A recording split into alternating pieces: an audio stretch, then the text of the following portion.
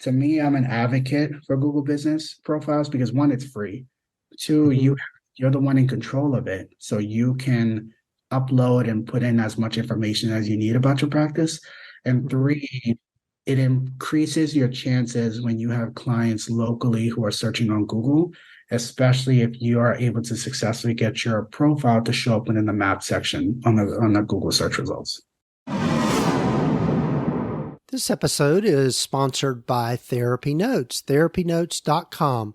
Be sure and check them out and be sure and use the promo code Gordon, Gordon, and you can try them out for 2 months for free.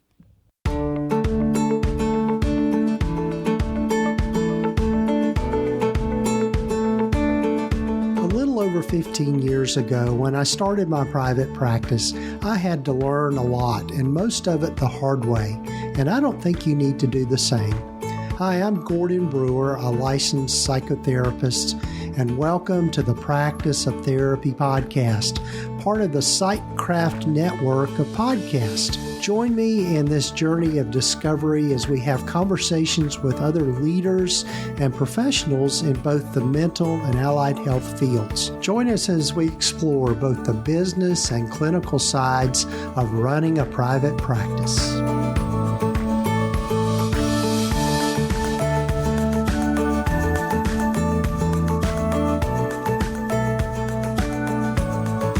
Hello, everyone, and welcome to the podcast. I'm Gordon Brewer, and this is episode number 304 of the Practice of Therapy podcast. And happy November. I don't know if I said that in the last one, but it's hard to believe that we're in November already, and we're starting to wind down 2023, or at least it seems like that. I know seeing all the Christmas commercials and stuff already coming on. It just, it just seems like each year goes by faster. But anyway, I'm so glad for you to hear my conversation today with Omar Ruiz. And Omar had reached out to me, and Omar is another private practice consultant. And one of the things that he is really passionate about, kind of like I am, is using the different aspects of Google. For those that have been following me a while know that I created a course called Google Workspace for Therapists, which is still available, and it goes over a lot of the basics about using Google Workspace and maybe how you can use it in your practice. But in this conversation today with Omar, we kind of do a deep dive into using your Google business listing for marketing, and just some of the ins and outs of that, and also just how to troubleshoot things like people leaving a bad review. I know that has happened to me. It's happened to a lot of other people out there. When you put up a free Google business listing, people can leave reviews. So we talk about that and the kind of the pros and cons of using a Google business. But I think you're going to find it a really interesting conversation. So also, as we move closer to the holiday season, you're probably thinking about, particularly if you have a group practice or even just people that you deal with in your business, thinking about gifts that you might want to get them. As you've heard from me before on other previous episodes, my good friend Ashley has set up an online store. It was on Etsy, but we moved off of there, and she's got her own dedicated website now, and it's just mentalhealthwaretn.com. But you can also go to practiceoftherapy.com/mentalhealthware to get to that website. And it is a website that's there to help you find custom items, things like t-shirts, sweatshirts, Christmas ornaments, hats, just about anything that you can think of that you might want to customize. She can help with that. And so be sure to check it out. And again, you can go to practiceoftherapy.com/mentalhealthware and get to that website and check out all the cool swag that she's got there. And I'll mention again, if there's something that you would like to get special or a design you've got in mind, she can help with that. And you could also just shoot me an email at gordon@practiceoftherapy.com, and I can help you get connected with her. So, we're still working on the website and get not all the kinks out of it, but it's there for you to check out. And also, before we get to my conversation with Omar, I'd love for you to maybe go over and check out some of the things that my colleague, my assistant rather, Rachel, has put together with the Instagram templates. And you go to practiceoftherapy.com/Insta templates. You can check out that. And it is a set of templates that you can get for your Instagram posts that you can edit and change and add your logo to using Canva. And so be sure and check that out. practiceoftherapy.com/Insta templates. And again, before we get to my conversation with Omar, I'd love for you to hear from one of the members of the PsychCraft Network, along with a message from our sponsor, TherapyNotes. Hi there, I'm Julie Harris. I'm an accountant and I'm the host of the Therapy for Your Money podcast. In the podcast, we talk about all things money and finance, specifically for therapists in private practice. You see, my accounting firm, Green Oak Accounting, specializes in working with therapists in private practice. That's all we do at this point. And over the years, we've learned so many tips and tricks for how to make the financial side of private practice work better. After all, we've seen under the hood of hundreds and hundreds of private practices. So in the podcast, I share lots of financial tools and tips and mindset shifts to help you have a profitable private practice. Therapy for Your Money is part of the PsychCraft network of podcasts, a network of independent podcasters just like me. So head over to therapyforyourmoney.com to hear episodes on topics like growing your practice, making more money without necessarily working harder, weathering the ups and downs of a practice, and so much more. Come join me at therapyforyourmoney.com. Have you ever wished your private practice could run as smoothly as a well-oiled machine? Well, look no further because TherapyNotes is here to revolutionize your practice. TherapyNotes is the complete practice management system you've been dreaming of. With everything you need to manage patient records, schedule appointments, meet with clients remotely, create rich documentation, and handle insurance billing, it's your secret weapon for a smoother practice. And the best part? It's accessible wherever and whenever you need it. Yep, even on the go. Imagine having more time for what truly matters, your clients. It's like having an extra set of hands, but digital. And here's the kicker. It's the very EHR Gordon relies on in his own practice. So, you know it's the real deal. Say goodbye to paperwork nightmares and hello to more time and better quality care. Check out TherapyNotes today at practiceoftherapy.com/therapynotes. Oh, and don't forget to use the promo code GORDON to get 2 months free. That's practiceoftherapy.com/therapynotes with the promo code GORDON. Enjoy the show.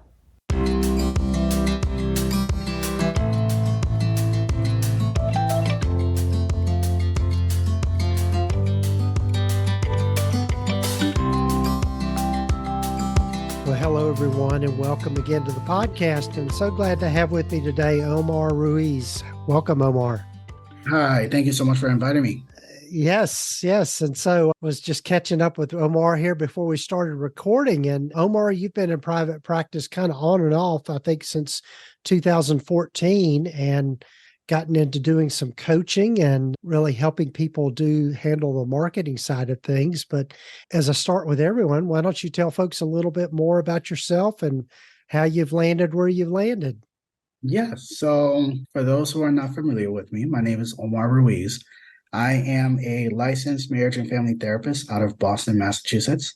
And I'm also now a business coach for therapists where in my private practice, I specialize in helping couples that are struggling with infidelity and communication issues. And from my business coaching side, I normally specialize in helping therapists improve their online presence so that way they can attract more clients online. Hence why I developed the brand Online Private Practice. Yes. And so we're gonna dive into that. And so as you have kind of learned along the way, just how did you get interested in kind of the online presence thing and just learning about marketing and all of that sort of thing? Yep. So when I started my private practice, it was under insurance. So for those who are new or interested in building a practice, when you're, at least from my experience and speaking to other therapists, insurance practices don't really have to do much marketing. They don't really have to focus on building a solid website. All they need is maybe a good Psychology Today profile, a very basic free website, and then that's pretty much it. A lot of their referrals just come through those networks, the Psychology Today, or even people calling insurance asking for a provider, and then they're listed within their list of providers. So after about 4.5 years, I ended up closing down the practice. It was at a point where there were shifts in insurances where clients who had a specific insurance got switched to another one, and I could not keep up with the shifts in that time frame, and I had moved from one location to another, whereby I lost the majority of my clients.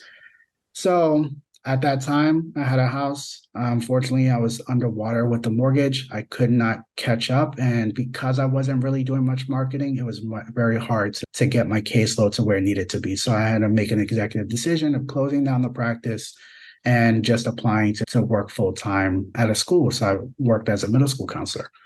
So I was there. The practice was from February of 2020. Oh man, I'm going back in time. February of 2014, and I closed down the practice of August of 2018. I reopened a year later, and I reopened it under a brand. So it's still a solo practice, but the brand I created was Talk, Think, Thrive. I was inspired by Talkspace and ThriveWorks, so I wanted to create like a brand for it.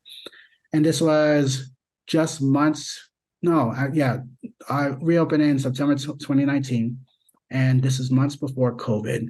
So when I reopened it, I decided, let me do private pay and not insurance. And that's when I quickly realized private pay is a completely different beast of a business model, where you really have to focus on marketing. And so I was doing a lot of the traditional ideas, passing out business cards, going to networking events, and COVID hit. And when COVID hit and the pandemic hit, everything that I was doing before just went to waste. My business cards were collecting dust because I couldn't meet with people physically. Mm-hmm. So I needed to make a shift and learn how to market online. I had no idea about anything. So I decided to do what I would call go to YouTube University. I went to YouTube and started watching a lot of videos. The issue that I had at that time was the videos that were currently out there were for private practices were business coaches that were sharing information that I had already knew because I had already had a practice. So there wasn't anything new that they were sharing. And I think you, Gordon, has decided to do a special video. You collaborated with a lot of the other folks, like from folks on Practice of the Practice and Private Practice Startup. And I had seen that video. And then afterwards, I said, I need to think of my private practice as a small online business. So I took a shift and started watching videos about online marketing. And I decided to take some courses. And I learned about SEO, local SEO, which is the Google Business Profile. And after a while, within about 2 years, I was able to get my practice where it needed to be. Unfortunately, my full-time job started noticing I wasn't paying as much attention. And so they decided to discontinue my contract because when you're working in the school, you're hired under a contract for the year. And when anybody who gets noticed that they're not going to be renewed, I went into survival mode. I had the practice as part-time and I was applying to different jobs. I have 2 young girls that I need to take care of. And the funny thing was I would never get hired. And I would get to the final stage. I had years of experience. I had a lot of clinical skills to offer. I'm also bilingual. I speak both English and Spanish, and no one wanted to finalize the hiring. And so I figured maybe that's a sign of the universe that this is not where I need to be. I need to focus on the practice and then build it. I had 6 months. And by the end of the 6 months, I was able to get full-time in my practice. And then how I got to business coaching was I honestly never thought about being a business coach, never had the intent of doing it. I learned about Facebook groups for private practices, and I started joining them, assuming I would get new information about how to improve my practice. And I quickly learned that I had more to give than to receive. And so much so that I got suspended and kicked out of different Facebook groups because I didn't understand the culture. The culture of Facebook groups is that if someone owns a group, they're trying to promote their service or their practice building program. I assumed it was a community of people who just want to share. So as I got kicked out, I started quickly realizing, okay, I need to take a pivot. And I would get messages from people asking me, oh, do you coach? Do you offer support? And I decided to try it out. And I got a lot of great feedback. And that's when I decided maybe this is the pivot I need to turn. Because I had my practice, I feel I still have the practice to this day. I feel great about it. However, I find myself being more passionate helping therapists, especially where I spent years trying to get a clear understanding of how to market it online. And that's why I created the idea of online private practice, because that's how I built my practice. I had to study online and figure out how to get it to where it needed to be. And so that's where I'm at today, where I have a very small growing YouTube channel where I produce videos on teaching people and showing visually what they need to do online. And it's slow growing simply because if you've ever done YouTube videos, it's a lot of work. I have to, which is why I'm potentially interested in doing podcasting for myself, because I have to create a script, I have to record it, I have to figure out the screen recordings, because what I wanted to do was do something better than what was already existing. I wanted to give people, I don't think, my ending piece would be, I want to give people solid information whereby anything I share could be Google fact checked. Where if I share something with someone, if you don't believe me, just go to Google, type it up and see. Or go to YouTube and watch a video that I didn't produce that you can go by the information. And so that's where I landed now. Yeah. So to shift a little bit, I know one of the things that you've gotten real interested in is using the Google business profile as a way to really market your practice. So what have you learned about that? So a couple of things. To me, whenever I speak to therapists, especially when they're trying to do online marketing, I put it under 5 categories: therapy directory sites, website, a Google business profile, networking, and optional is social media. Google business profile is helpful, one, if you see people in person.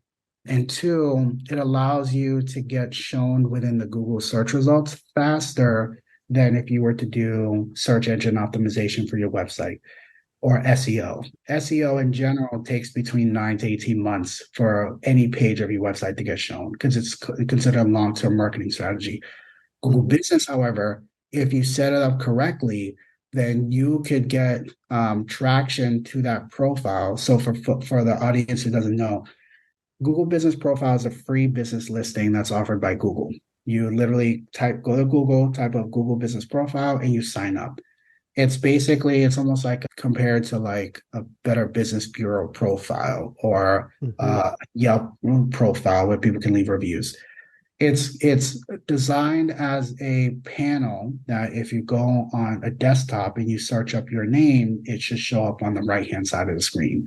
If you use a mobile phone and you type up your practice name or your name, it's the first thing that shows up. It includes like your picture, your name, your business information, any reviews that you have that's connected to your practice, and additional pieces. So to me, I'm an advocate for Google Business Profiles because 1, it's free. 2, you're the one in control of it. So you can upload and put in as much information as you need about your practice. And 3, it increases your chances when you have clients locally who are searching on Google, especially if you are able to successfully get your profile to show up within the map section on the Google search results. Yeah. So what are some tips and maybe strategies around getting your Google business profile up to speed, or to how things should be worded? What are things that maybe people ought to consider in setting up their Google business profile? Yep. I would say the first thing is when you sign up for a Google business profile, you need to complete everything. Anything and everything about your practice, you need to add it there. Second, you need to add pictures. And when you add pictures, try to avoid uploading stock photos because Google can tell the difference if it's a legitimate business versus you're just going on Unsplash or Shutterstock to get these fake photos of like couples or whoever you work with. If you're an online only practice or a telehealth practice and you're trying to think, well, I don't have an office that I can upload photos with, then my recommendation is think outside the box. Take a picture of you in front of your laptop as though you're in a telehealth session, or take a picture of yourself, or have someone record a small, what I call a business explainer video, where you explain the services you offer, similar to what people might see on Psychology Today nowadays, where they have that second video. You want to upload that. The reason being is because people are visual. So they already are bombarded with a whole bunch of text. And we now live in an age where video and pictures is what people want nowadays. Next is reviews, which is the biggest piece that whenever I'm engaging in Facebook groups of discussions around reviews is the most taboo subject. Google Business by itself, you look at it as both a profile and a review site or review listing. When we're thinking about clients just like us, we're consumers. So what we're doing is when we go online and we're researching something, we're researching for what is the best product or the best service. The pushback I get from folks is, well, it's against the code of ethics to ask for reviews. And so I had to do some research, and I found out that it's against the code of ethics for 3 of the main mental health providers: social workers, psychologists, and professional counselors. It is not against the code of ethics for marriage and family therapists who abide by the AMFT, nor is it against the code of ethics for the mental health counselors who abide by the AMHCA. Mm-hmm. You read into their code of ethics, it doesn't explicitly state they cannot ask for a review. Now, there are MFTs, or Marriage and Family Therapists of California, in which within their code of ethics, it does specify that they need to avoid soliciting testimonials from anyone who's vulnerable to undue influence. And I was also able to locate an article written by their legal department that clarified what that meant, which essentially means that the person themselves cannot independently make a choice for themselves, so such as like minors. So with marriage and family therapists and mental health counselors, they can ask for reviews, but there's like certain best practices about going about that. For social workers, professional counselors who abide by the ACA, and psychologists who abide by the APA, the recommendation is for them to ask colleagues, coworkers, or referring partners, because 1, they're not in treatment with them, and 2, there's no unbalancing of power that differentiates between them. So reviews are important simply because that provides what is now called social proof. Social proof validates that your service or your product is worth paying for. And so that's the biggest key, what I would push for Google Business. And normally my biggest advice is use, or what I would call perform competitive analysis. All you do is, if say, for example, you are an anxiety specialist and you go to Google, you type up anxiety therapy near me, and you look at the map section and you press more places. Say, for example, you're on desktop or mobile. You're going to look at everyone that's listed there, because everyone listed there has a Google Business profile. You're going to average out the reviews of how many reviews does everybody have and what's their score. So like if most people have 10 reviews and their average score is around 4.5, your goal is to get 11 reviews and try to get like a higher than the 4.5. Because ultimately, it's still a competition. Clients are choosing who's going to be the best for them. So you want to tailor your reviews to them. So that's that part. And then the last pieces are utilizing their products section and their Google post. Products, normally therapists don't sell products. Some do. Some might sell therapeutic workbooks or journals or fidgets. But you can actually use the product section by marketing your services as products. And then the last part is Google posts. It's not, people treat it as social media posts, but they need to be treated as like mini advertisements. So what I would suggest is folks to post once a week. And within that post, you're posting something related to your service. So you're pretending it's a billboard. You have no more than 7 words on the image and then some text beneath it. And with that text, it needs to connect to a particular service page on your website. So that's, again, we're getting into the nuance of it, but to Mm-hmm. me, I find that it's helpful simply because it helps therapists attract clients locally, especially if they're using an SEO strategy that's going to take months for their website to show up. To speed up the process to get more clients, I would say focus on a Google Business Profile and then work your way to SEO for your website. Right, right. Yeah, as you were talking about all of that, one of the things that I think is helpful for people to think about whatever they put, like in Google Business or just anything related to SEO, is to be able to put it in a language in which people might be searching for services. Yeah. So, I mean, one simple example would be, to use the word worried rather than anxiety. I think most people today, understand what anxiety is, but that might not be, that's kind of a clinical term and to some degree. And so being able to put it in simple terms or put it, not necessarily dumb it down, but I mean, be able to put it in plain language so that when people search, they're usually searching in, more plain language rather than a lot of clinical language. Yeah, I would say if folks are struggling with how to make it more simpler, literally go to thesaurus.com and type up whatever word you're trying to look for synonyms for. It could be worry, anxious, overwhelmed, eat up, anything that might come up that you want to add. And that's, I would say the second part with that is going back to the review section. One of the things that I found interesting while trying to understand Google Business Profiles and the power behind it is there's more power behind what the person says in the review than what we respond within the review. So if that's to say, if you're within the profession where you cannot ask clients for reviews, but you're asking coworkers or colleagues for reviews, my recommendation is ask them to put down the specific service that you want to be found for. So if I'm a couples therapist and I want them to speak on my character as a couples therapist, then what they need to write down in their review is, I have known Omar for this amount of years. He does great work with couples when he's offering marriage counseling and couples therapy.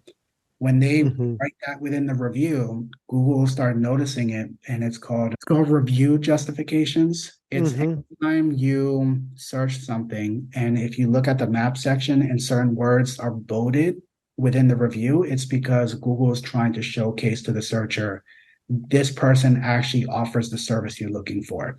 And it's more it fixates on the person's eyes when they're seeing the screen to see something bolded, and then they're going to most likely want to click on it. Right, right. Yeah. So, yeah, I think it's just in thinking about that, like you said, is making sure that your wording is going to speak to a person that is searching for you searching for your services. Yeah. Yeah.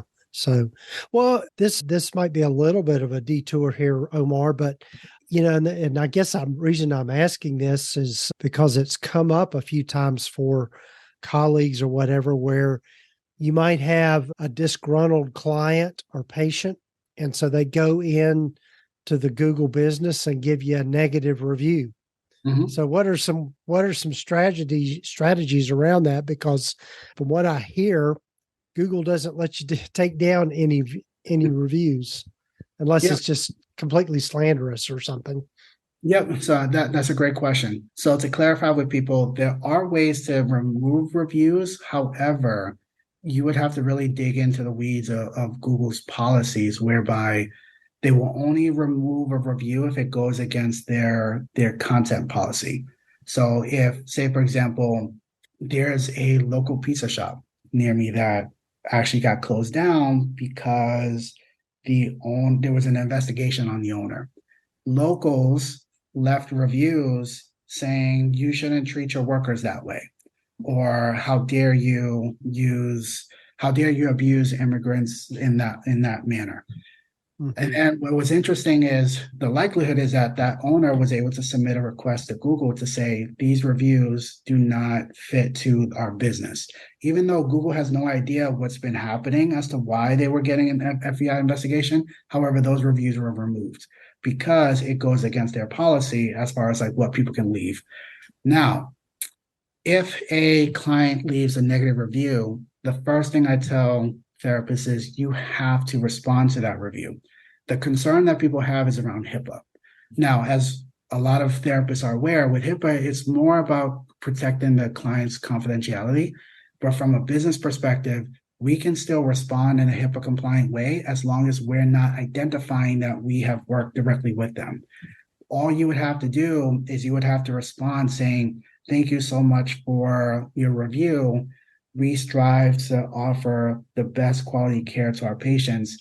Since this platform is open to the public to see and read, we encourage you to please give us a call at this number so that we can address some of the concerns mentioned in your review.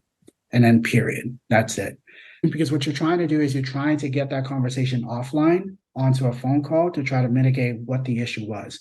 The client still has a capacity to edit that review because as with any review left on Google Business, it's directly connected to someone's Gmail account. So as long as one, you respond to both positive and negative reviews, and two, you ensure that your response is addressing the issue, but in the way that you're encouraging them to take offline is still within HIPAA compliance. I would say the issue with getting a negative review is that it almost takes about 4 to 10 reviews just to balance out your score. And that's the troublesome. So you really have to have what I would consider a online reputation management strategy on how can you improve it and be mindful. I think a lot of people strive for like a 5-star. Normally, if you ask an everyday person, people will still consider your business if it's between 4.2 to 4.8. I forgot what article I read, but there was an article that said that when they see a 4.2, 4.8, that speaks more realistic about what they can expect versus if you had 100 5-star reviews. Because people might question, like, no one's perfect, so there has to be something that's off. Yeah. It's interesting. It's happened to me, but another colleague of mine, we were talking about this, David Hall. So shout out to Dr. David Hall. But most of the time when you get negative reviews, it's usually somebody that might not even be a client directly.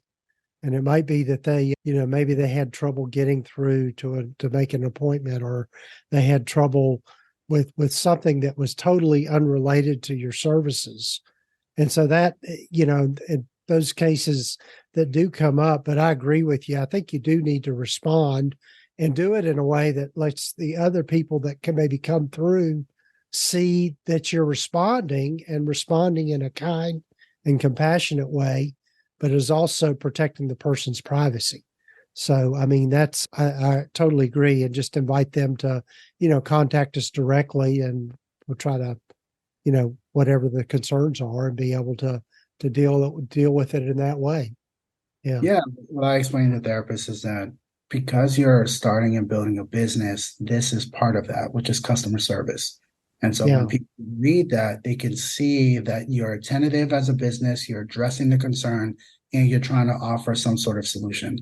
And if clients were to ever address it to you in person, whether if you are online doing telehealth or just seeing them in an office setting, there might be a time where people might share, like, I really do appreciate how you responded to them. And then that's where you can speak to, because of my values around privacy and confidentiality, we do the best that we can to address people's concerns, but we can't, unlike other businesses, address that particular client. And that happens a lot with some of the folks I've worked with, where they say the same thing. Someone called, they didn't get a hold of them, they got upset, and then they wrote a review saying they didn't answer the phone call.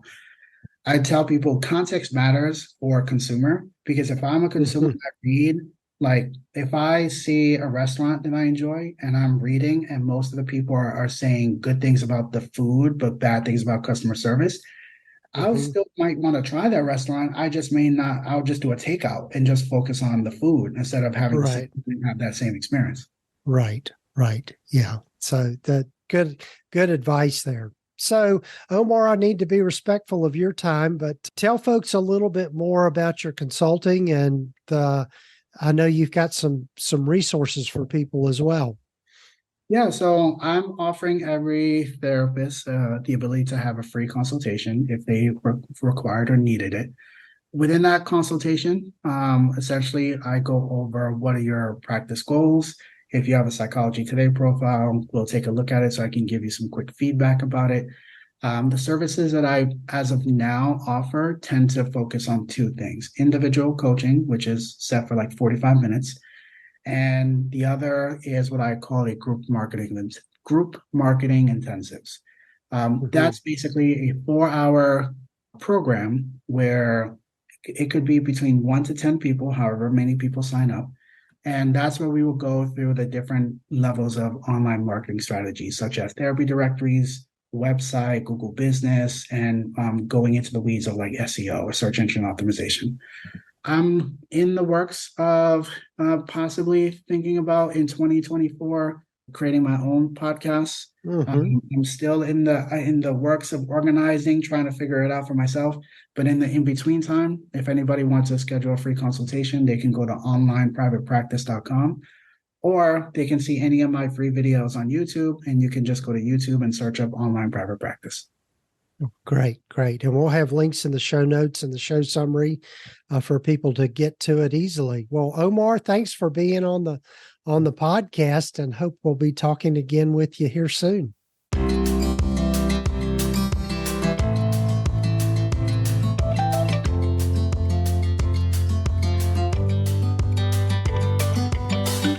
Well, a big thanks again to Omar for being on the podcast, and I hope that this has given you a lot to think about in putting up a Google business listing. I don't think we mentioned in here, but if you'll just simply go to google.com/business, that'll get you to the page where you sign in with your Google account and put all of your information into your business profile. You'd be surprised how much traffic that can bring you, particularly if you've got a website and getting those backlinks and that sort of thing to your website. So, so check it out, and also check out Omar's things. As I mentioned, we have links in the show notes and the show summary here for you to get to Omar's website. That's onlineprivatepractice.com, and I'm sure he'd love to have a conversation with you. Also, before we go, I'd love for you to check out the Mental Health Wear shop, and you can find that by going to practiceoftherapy.com/mentalhealthwear. And check out the cool swag items and things that my friend Ashley has put together. And also be sure and visit our sponsor of the podcast, TherapyNotes. And you can get to them by going to practiceoftherapy.com/therapynotes. They're who I use in my practice, couldn't do without them. And they're constantly upgrading and doing new things. So many more features. It's just amazing how it seems like every week they're coming out with something new that's just so helpful in our practice. And they're really, in my mind, the number one platform or EHR for mental health providers. So be sure and check them out, and use the coupon code or the promo code Gordon, just GORDON, to try them out for 2 months for free. So check them out. practiceoftherapy.com/therapynotes. And also, as I mentioned at the beginning, I hope you'll take time to follow us or subscribe to the podcast, and also go over and check out all the other great podcasts that are in the Psychcraft Network, which this podcast is part of. And you can get to that by going to psychcraftnetwork.com. A lot of good friends and great folks over there, and other good podcasts to help you in your journey. So check it out. So take care, folks. Have a good rest of your week or weekend whenever you're listening to this, and be safe. Take care.